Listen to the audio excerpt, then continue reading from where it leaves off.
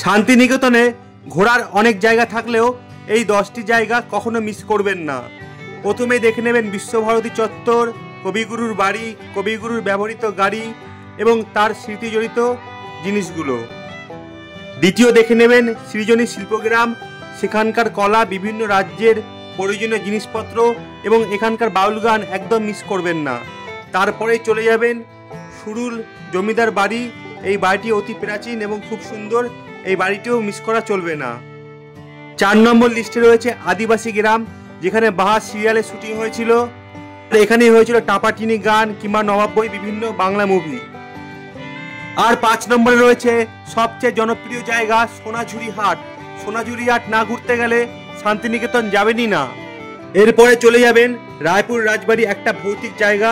এই জায়গাটা কিন্তু এখন বেশ জনপ্রিয়। আর শান্তিনিকেতনে বর্তমানে ভারত সেবাশ্রম খুব জনপ্রিয় জায়গা। এখানে মন্দির, মাঠ, চাষ অনেক কিছু দেখতে পারবেন। এখানে খুব সস্তায় থাকতেও পারবেন। সবকটি ভিডিও আলাদা করে ডিটেলস আমার চ্যানেলে গিয়ে দেখে আসতে পারেন। 8 নম্বরে রয়েছে ফুল্লরা সতীপীঠ। এখানে সতী মায়ের ঠোঁটের নিচের অংশ পড়েছিল। তারপরেই দেখে নিন কথা সাহিত্যিক তারাশঙ্কর বন্দ্যোপাধ্যায়ের বাড়ি। প্রচারের আড়াল থেকে আস্তে আস্তে তারাশঙ্কর বন্দ্যোপাধ্যায় হারিয়ে যেতেই বসেছে। এখানে দেখতে পারবেন তার ব্যবহৃত জিনিসপত্রগুলি। সব শেষে দেখে নিন বীরভূমের সর্বশেষ সতীপীঠ কঙ্কালীতলা মন্দির, যেখানে মায়ের কঙ্কাল পড়েছিল। আর একটা কথা মনে রাখবেন, এখানে মা কিন্তু কাউকে কখনো খালি হাতে ফেরান না।